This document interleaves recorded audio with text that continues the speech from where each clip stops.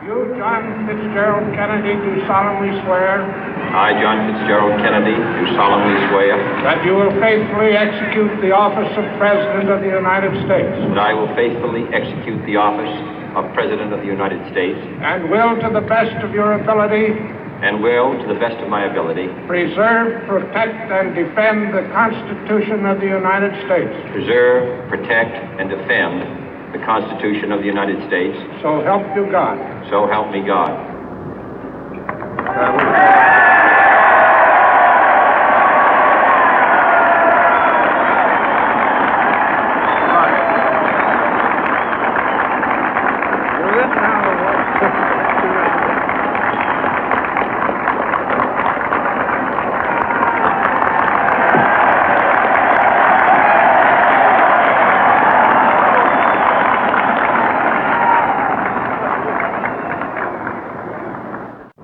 Vice President Johnson, Mr. Speaker, Mr. Chief Justice, President Eisenhower, Vice President Nixon, President Truman, Reverend clergy, fellow citizens.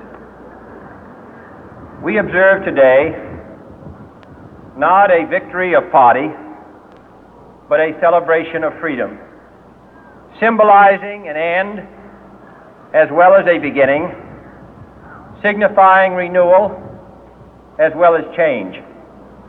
For I have sworn before you and Almighty God the same solemn oath our forebears prescribed nearly a century and 3/4 ago. The world is very different now, for man holds in his mortal hands the power to abolish all forms of human poverty and all forms of human life. And yet the same revolutionary beliefs for which our forebears fought are still at issue around the globe. The belief that the rights of man come not from the generosity of the state, but from the hand of God. We dare not forget today that we are the heirs of that first revolution. Let the word go forth from this time and place to friend and foe alike that the torch has been passed to a new generation of Americans born in this century, tempered by war, disciplined by a hard and bitter peace, proud of our ancient heritage, and unwilling to witness or permit the slow undoing of those human rights to which this nation has always been committed and to which we are committed today at home and around the world.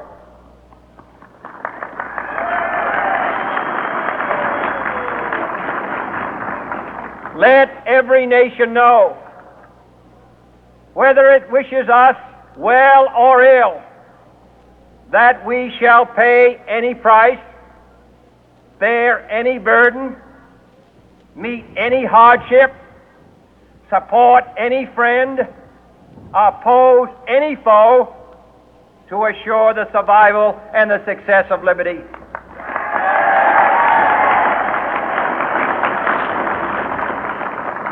This much we pledge and more.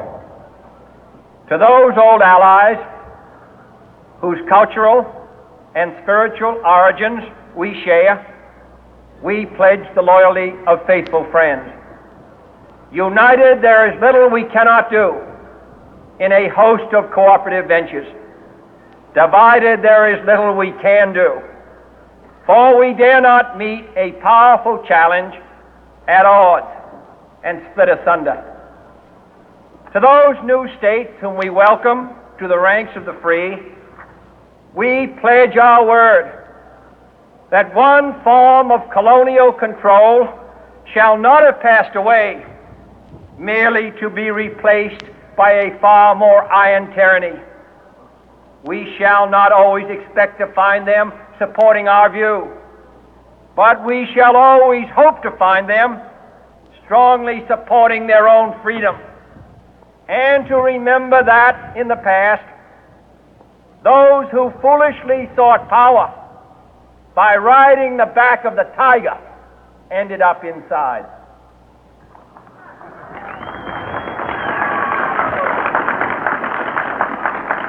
To those people in the huts and villages of half the globe struggling to break the bonds of mass misery, we pledge our best efforts to help them help themselves for whatever period is required, not because the communists may be doing it, not because we seek their votes, but because it is right.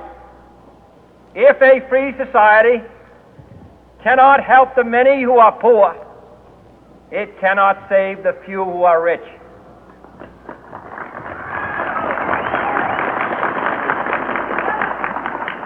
To our sister republics south of our border, we offer a special pledge to convert our good words into good deeds, in a new alliance for progress, to assist free men and free governments in casting off the chains of poverty. But this peaceful revolution of hope cannot become the prey of hostile powers. Let all our neighbors know that we shall join with them to oppose aggression or subversion anywhere in the Americas. And let every other power know that this hemisphere intends to remain the master of its own house.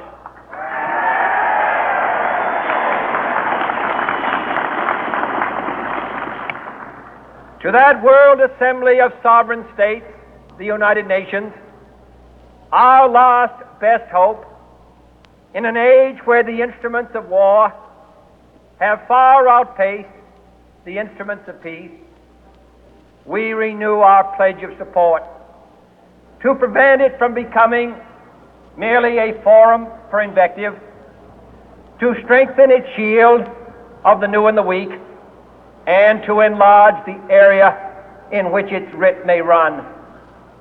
Finally, to those nations who would make themselves our adversary, we offer not a pledge, but a request that both sides begin anew the quest for peace.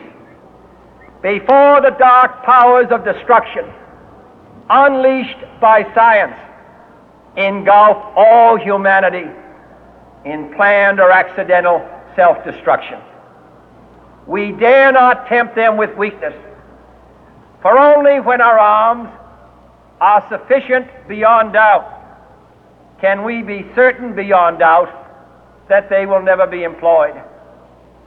But neither can two great and powerful groups of nations take comfort from our present course, both sides overburdened by the cost of modern weapons, both rightly alarmed by the steady spread of the deadly atom, yet both racing to alter that uncertain balance of terror that stays the hand of mankind's final war. So let us begin anew, remembering on both sides that civility is not a sign of weakness, and sincerity is always subject to proof. Let us never negotiate out of fear, but let us never fear to negotiate.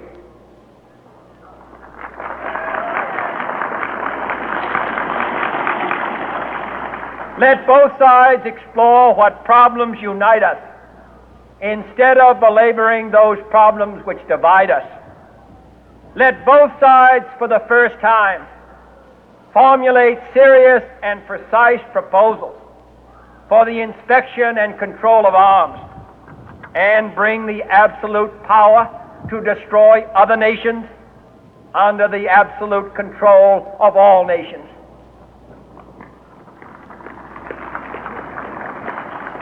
Let both sides seek to invoke the wonders of science instead of its terrors.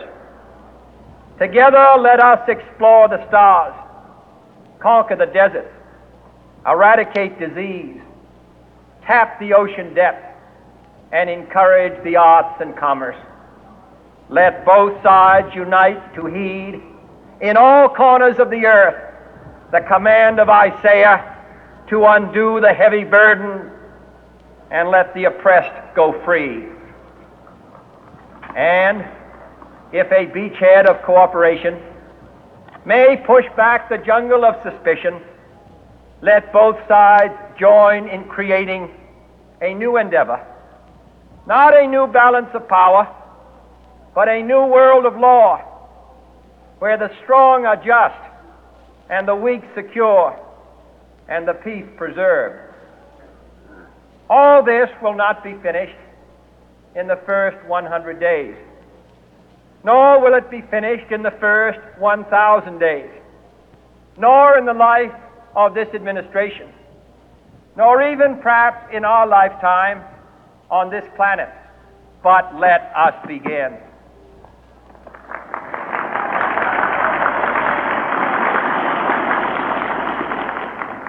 In your hands, my fellow citizens, more than mine, will rest the final success or failure of our course. Since this country was founded, each generation of Americans has been summoned to give testimony to its national loyalty. The graves of young Americans who answered the call to service surround the globe. Now the trumpet summons us again, not as a call to bear arms, though arms we need, not as a call to battle, though in battle we are, but a call to bear the burden of a long twilight struggle, year in and year out, rejoicing in hope, patient in tribulation, a struggle against the common enemies of man, tyranny, poverty, disease, and war itself. Can we forge against these enemies a grand and global alliance, north and south, east and west, that can assure a more fruitful life for all mankind? Will you join in that historic effort?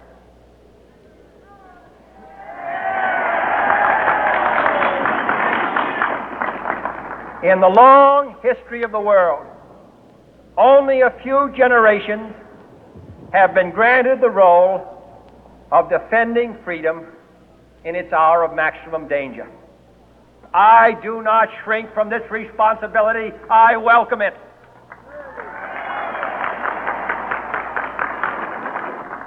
I do not believe that any of us would exchange places with any other people or any other generation. The energy, the faith, the devotion which we bring to this endeavor will light our country and all who serve it. And the glow from that fire can truly light the world. And so, my fellow Americans, ask not what your country can do for you. Ask what you can do for your country.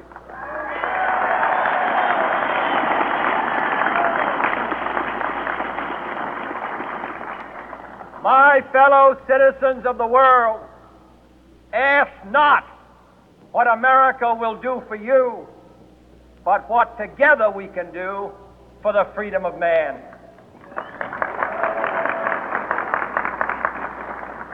Finally, whether you are citizens of America or citizens of the world, ask of us here the same high standards of strength and sacrifice which we ask of you. With a good conscience, our only sure reward, with history the final judge of our deeds, let us go forth to lead the land we love, asking His blessing and His help, but knowing that here on earth God's work must truly be our own.